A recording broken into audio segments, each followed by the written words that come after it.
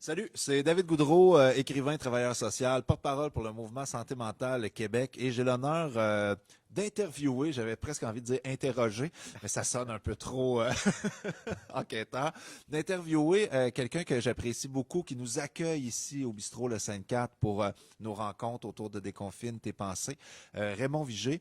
Et j'ai des questions fort pertinentes pour Raymond parce que en tant qu'auteur, je m'intéresse beaucoup au Salon du Livre et il paraît qu'il va y avoir un Salon du Livre Hochelaga Maisonneuve de Quessé. Oui, exact. Nouvelle invention, ça a commencé l'année passée, juste avant la pandémie. On s'en allait, on avait booké 9 salons du livre à travers le Québec. On les faisait toutes. Nos valises étaient prêtes. On s'en allait, on commençait avec le salon du livre de Trois-Rivières en mars l'an dernier. Où je devais être président d'honneur. Ah oui, président d'honneur. On s'est manqué de très peu. Puis, c'est drôle, c'est parce que juste avant la pandémie, on a fait un spectacle littéraire ici avec Jean-Paul Daou. On s'était donné rendez-vous à Trois-Rivières, à Sept-Îles, tout le kit. Bon. Puis je m'étais endetté parce que j'y avais promis une coupe de verre de vin, puis finalement, j'ai pas pu encore lui remettre.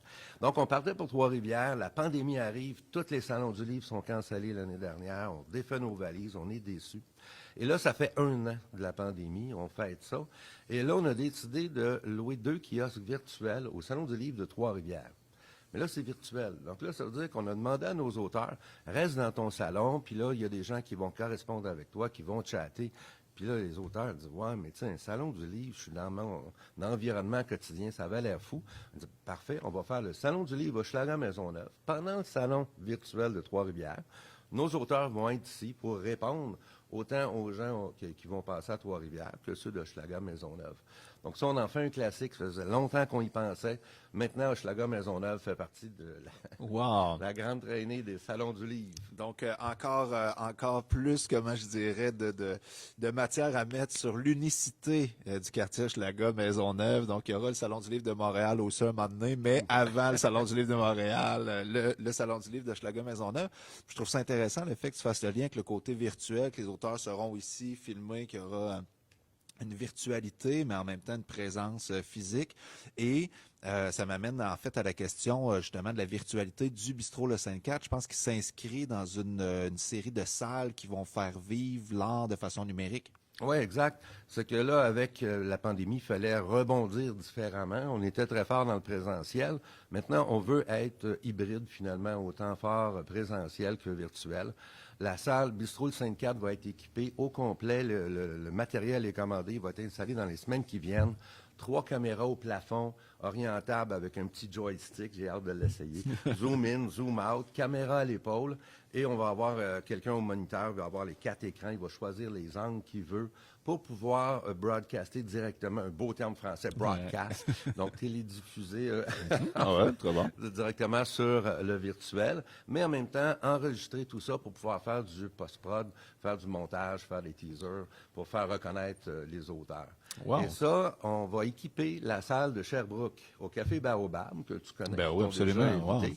Donc, nos équipements qui vont être ici, on fait la même chose là-bas. Ce qui fait qu'on va être en duplex avec nos écrans géants. Ce qui fait que tu pourras aller au Café Baobab pendant que j'aurai Jean-Paul Daou ici à Montréal. Et via l'écran géant, vous allez être live En direct, écouter le même ensemble. spectacle. Pas juste l'écouter, participer au spectacle. Ah, wow. Jean-Paul va te parler, toi tu vas pouvoir y répondre. Tu sais. Génial, Donc, génial. c'est vraiment ça. On a une salle, il y a 12 salles comme ça numériques, des petites salles alternatives qui vont être installées numériques à travers le Québec et on va travailler ensemble pour avoir une programmation commune.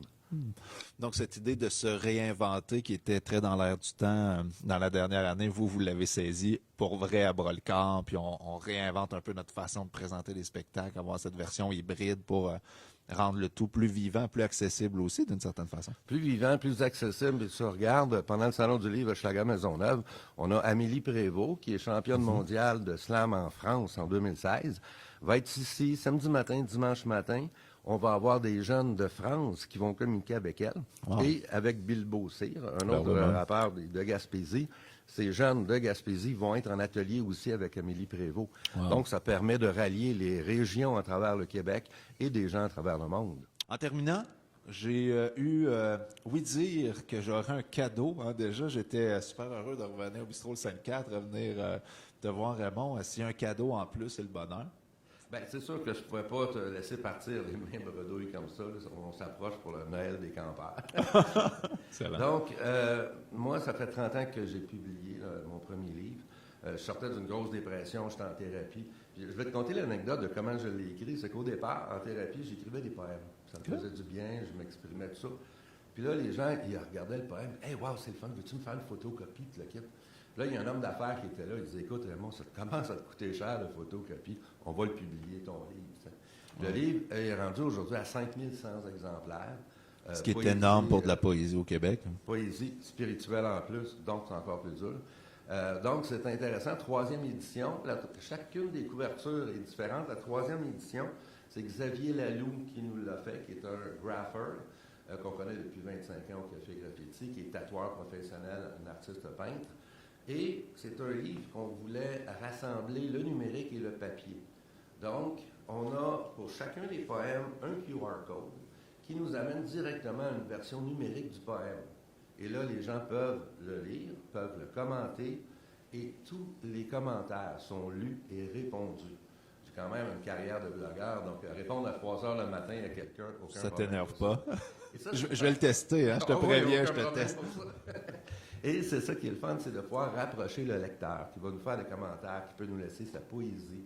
Et là, à ce moment-là, on va pouvoir y répondre, échanger ensemble. C'est comme si, même si on est dans le virtuel, même si c'est 3 heures le matin et qu'il y a 5000 km qui nous séparent, on va pouvoir communiquer.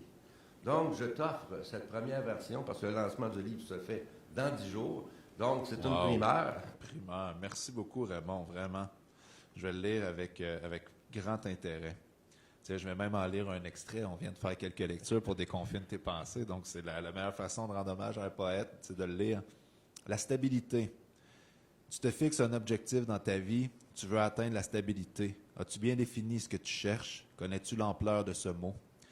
Est-ce que pour toi, la stabilité est synonyme d'immobilisme, d'un arrêt total de la vie, d'un arrêt total du travail?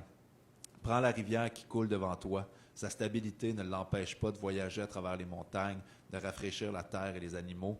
Prends le soleil dans le ciel. Sa stabilité ne l'empêche pas de voyager d'est en ouest, de réchauffer la terre et les animaux.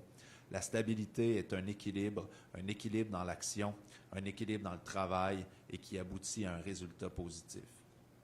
C'est excellent, très intéressant. Je vais te lire, Raymond, je recommande ce livre déjà à tout le monde et on va aller explorer sur le web la possibilité de discuter avec toi. Excellent. On te remercie de ta visite et de ton implication. À bientôt. Bye bye. Merci.